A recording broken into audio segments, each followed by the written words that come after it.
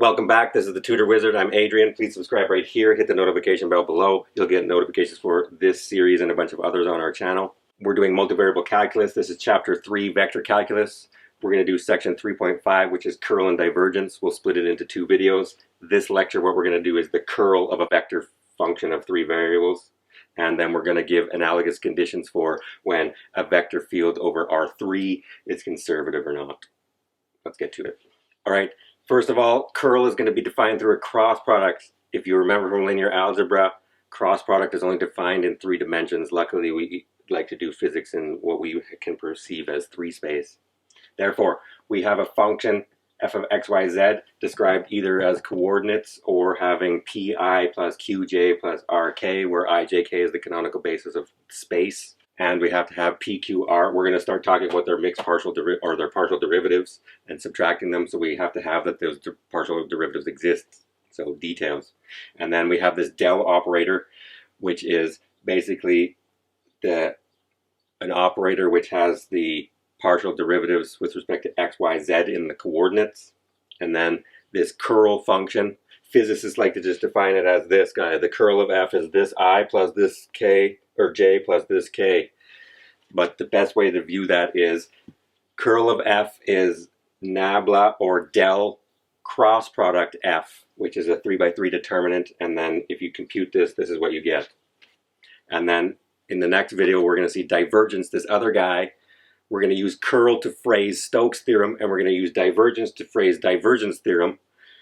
And so this will be the machinery, and divergence will be del dot product f. And remember, dot product is a number. So curl has a vector on him because curl is a cross product, and cross product takes 2 vectors and creates another vector from this. Let's do an example. All right, here's a vector field, xz, xyz, negative y squared. This one minus this one. This one minus this one. We're eventually, what am I doing? Before I start, I'm phrasing it for myself. I shouldn't have, but is this a conservative vector field? No, it turns out. How do I know? I'm going to state a couple theorems after we do this example, and this is why we want curl. So if you were wondering what the heck, one of the things I want curl for is it's going to give me analogous conditions to find out whether a vector field over space is conservative, just like we use these partial derivative conditions to find out when a vector field over the plane was conservative. I want to know when 3-dimensional or vector fields over space are conservative, and curl is going to give me that condition. First of all, let's compute curl. Every time I do this, I write down the cross product definition. Curl of f is del cross f, which is equal to I, j, k. Now in this, when we do cross product originally, when we define this for you, and I'm sure you've seen this at first, that row never changes. Now 2 of the rows never change. This row is always partial x, partial y, partial z. And then now p, q, r go here. Move those in there, and then I get xz, xyz minus y squared. Then compute this, and I'd use following Cauchy, cofactor expansion along the top row to compute this. Doing that, I am going to get equals the partial of y of negative y squared minus the partial with respect to z of xyz times I. We're going to need a bigger board. Minus, now by cofactor expansion, what am I going to get?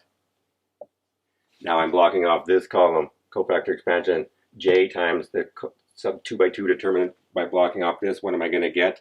I'm going to get the partial of x negative y squared minus the partial with respect to z of xz times j, and then plus, then the last one I'm blocking off finally, and I can do that for myself. Now I have the partial of x with respect to xyz minus the partial with respect to y of xz times k. And this gives me the vector. What am I going to get? Cleaning this up and putting this all in there all at once. This is going to give me in the first coordinate, what am I going to get? I'm going to get negative 2y minus xy, comma. In the second one, I'm going to get, this is 0, And this derivative is just going to be x, so I have negative x. That's going to give me x. And then the last coordinate, the partial derivative with respect to x, y, z, with respect to x is going to be y, z, and then this one is going to be 0.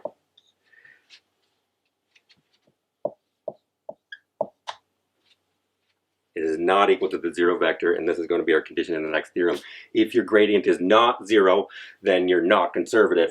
Never try to use this condition to show he's conservative. I'm going to show things are not conservative. So I immediately see that this is for at least one point, which is not 0. This vector field, the curl of this is not 0, which means that it's going to turn out our vector field was not conservative. Let's do these theorems. I'm actually going to phrase it in 3 results because some unnamed book again is not explaining this very clear. So in our theorem, what we're going to say is if I have a function of 3 variables and we have continuous second order partial derivatives and del f is the gradient of this function f, then we're going to have that the curl of a gradient function is 0. And then how do we use that for conditions of a vector field being conservative over R3?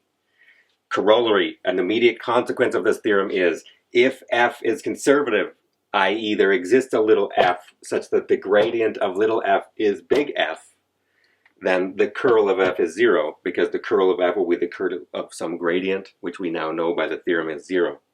And once again, I'm never going to use this to show something is conservative. I will use this statement corollary to show that something is not conservative. So the contrapositive form of the corollary to our theorem is the fact that, yeah, that's how the book should have what? The book just states this. This is what you use. So the contrapositive of the corollary to our theorem is the fact that if your curl is not 0, you're not conservative. Don't use this result to show things are conservative. That'll be the next theorem. Now the theorem that we want is we have to be careful, just like in the analog to the vector fields over the plane. If I want to show that a vector field over space is conservative, first of all, the theorem 2 says, which is the converse of corollary 1, says if f is a vector field defined on all of space, it can't be a subregion.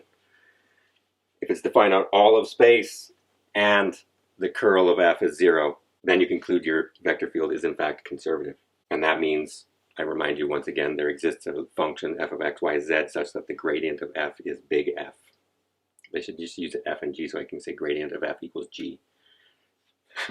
Anyways, let's do an example of that using this theorem to check carefully that it is conservative, and then once it's conservative, let's play the 3-dimensional game of how do I find the gradient f. Example 2, we're going to show that this vector field over space is in fact conservative, and then we're going to find a function of 3 variables such that its gradient is the vector f. What we're going to do is we're going to use theorem 2, and what that says is as long as my vector field is defined on all of space and I have that the curl of f is 0, then I will have conservativeness. And again, of course, I give myself a nice polynomial on 3 variables, so it will be defined on all of space, and sure enough, the curl will be 0, and then we get conservative. Then what I'm going to do is have to do a longer step version of how do you find this guy. Let's do that. 1. I have p is y squared z cubed, and q is 2xy z cubed, and r is 3xy squared z squared. Those are all polynomials in x, y, and z, and therefore we have that the domain of f is equal to all of R3, which is what we need, and then 2, which is what you never check, and you're like, why did it go wrong? Because you didn't check it was defined on all of R3. I gave myself polynomials, so it would be. Then what we're going to do, physics and black holes don't care, though, whether it's going to give you polynomials. Therefore, 2, what do I have to check? I want to compute the curl of f. What is that? Immediately, that's I, j, k. The second row is also the same, always partial x, partial y, partial z, and then my functions, y squared z cubed, 2xy z cubed, and 3xy squared z squared. Move that over there. That is equal to, cross product is always the same. So, 2 by 2 minor times I minus 2 by 2 minor times j 2 by 2 minor times k. What are those in this case? The first minor is going to be obtained by blocking off this row, and it's this row always, and this column. So we're going to do the partial of y with respect to this guy, which is going to give me 6xyz squared. And then what I'm going to do is the partial with respect to z here of this guy, which is going to give me a 3 down, which is going to give me 6xyz squared, 0. Then when I cross off the middle one, I'm going to get the partial with respect to x of this thing, which is going to be 3xy squared z squared, or sorry, the x goes away. And then minus, I'm going to do, when I'm blocking off this, the partial of this with respect to z, which is going to give me 3y squared z squared, 0.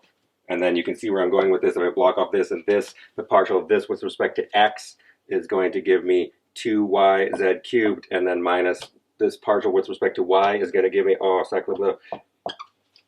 squared, 0, 0, 0, which is 0 times I plus 0 times j plus 0 times k, which is the vector 0, 0, 0, which is our 0 vector.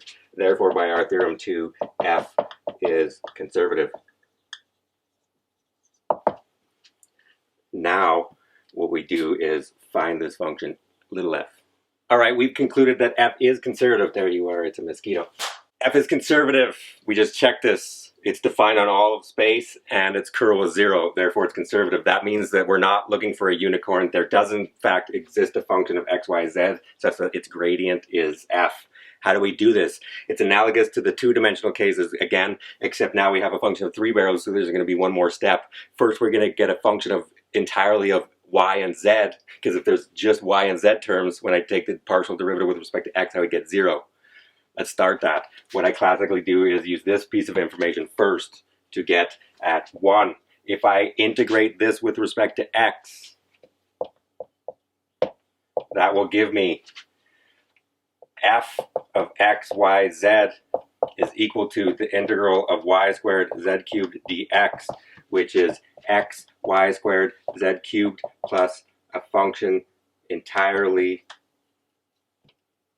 containing y and z this time, because any term that had y's and z's would be 0 if I take the partial. Now what I do with that is I say, okay, well, I have a piece of information about this guy. So I'm going to take this expression now, which is f, and take the partial with respect to y.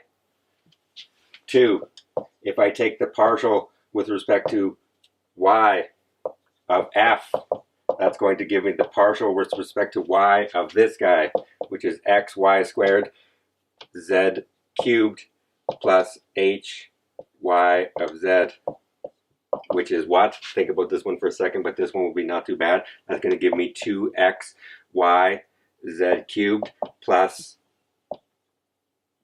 the partial of h with respect to y of that function of yz. But we now know something about that. From here, from star, that tells us it should be 2xyz cubed plus 0. It doesn't have any, so what that says is, aha, those guys are equal to each other. That says that h of yz is 0. So if I integrate that with respect to y, that says h of yz was in fact just a function of z. Because when I took the partial derivative with respect to y, it was 0 again, which meant it had no y's in there. It only had possibly z's in there. And of course, it's not going to have any z's. It was just a constant term, it turns out. But this is the extra wrinkle in the functions of 3 barrels we have to do. Now I'm going to use this piece of information.